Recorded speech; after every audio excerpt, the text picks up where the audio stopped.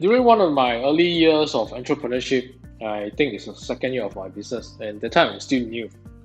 And I was this young guy. I'm still young, by the way, and I want to make more money. So what I think that time is that I want to start a new products and start a new business. Therefore, actually, I invested like 25K in order to learn the skills to hopefully want to start a e-commerce business.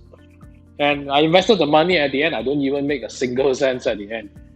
And at the end, what I realized is that if you really want to make more money, it's not about thinking want to start new products, start a new business, keep starting a new one, keep starting a new one.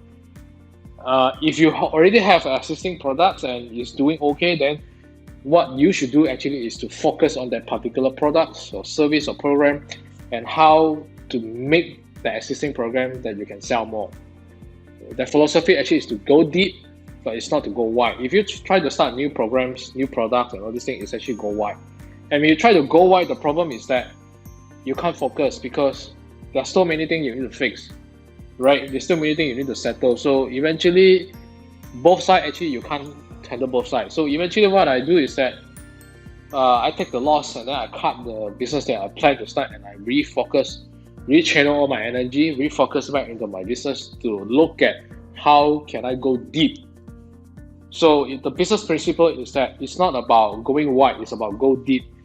So we open up 1 meter wide. I mean, we have a product that we can sell, and as long as the concept is proven that you have existing customers, the next thing you should focus is actually how to make the existing product to sell more.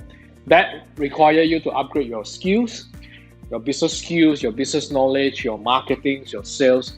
How do you want to increase the conversions? How to increase more leads? Actually, how you want to how do you want to create more value for your customers so that they are willing to buy?